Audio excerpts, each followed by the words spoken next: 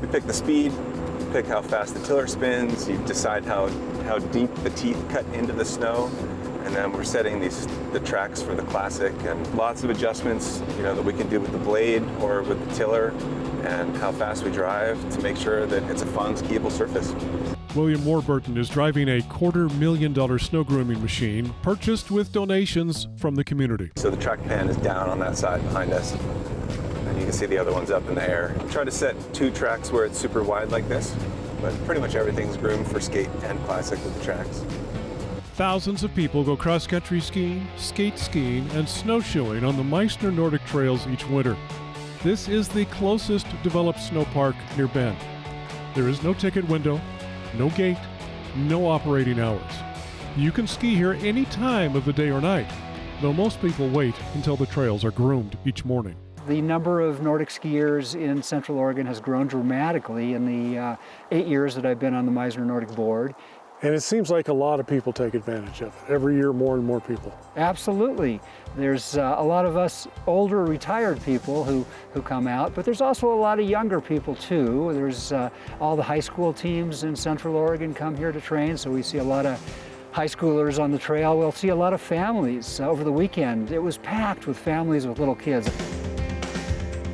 To have a place that's a community ski area where we can bring the kids and not be charged each day, frankly, we wouldn't be able to operate without having a place like this. Most of the students on the Redmond Nordic ski team have never skied before. The students train together but represent their individual schools when they compete in races. Why do you coach? What motivates you to show young people how to do this? I just think it's a fabulous sport for all families, and what I really love to see is the excitement on the kids' face and when they really learn the skill, and then just have them try to remember that first day on snow when they're falling down and it was all going wrong for them, and now just they're out skiing me by far.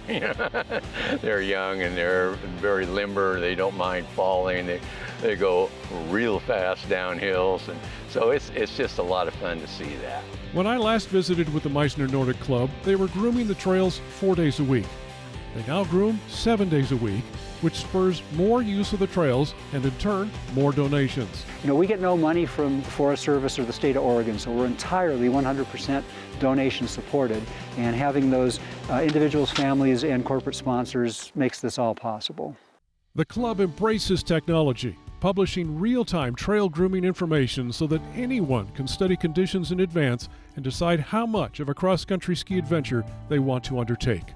Each of the drivers has a little app on our phone that records where we go and publishes that straight to the Meissner website and the Meissner app, so people can see in live real time. They can see where we are right now and what's been groomed today. Is the trail system big enough for the demand that appears to be coming this way? On a year like last year, where we had adequate snow for 4 months, more than 4 months really, the trail system is big enough. But on years when there's not enough snow, for example last month, the trail system is a little tight. When we were able to groom those 5 days in December, we only had a really small section of the trail system that we could open up. If the snow footprint in Central Oregon gets smaller, we may need to look at expanding the trail system, moving trails higher, working with other winter trails groups, and ensure a wintry future for Central Oregon. From the Virginia Meissner Snow Park and its nearly 30 miles of trails maintained by volunteers and community donations, I'm Brooks Snavely for The Great Outdoors.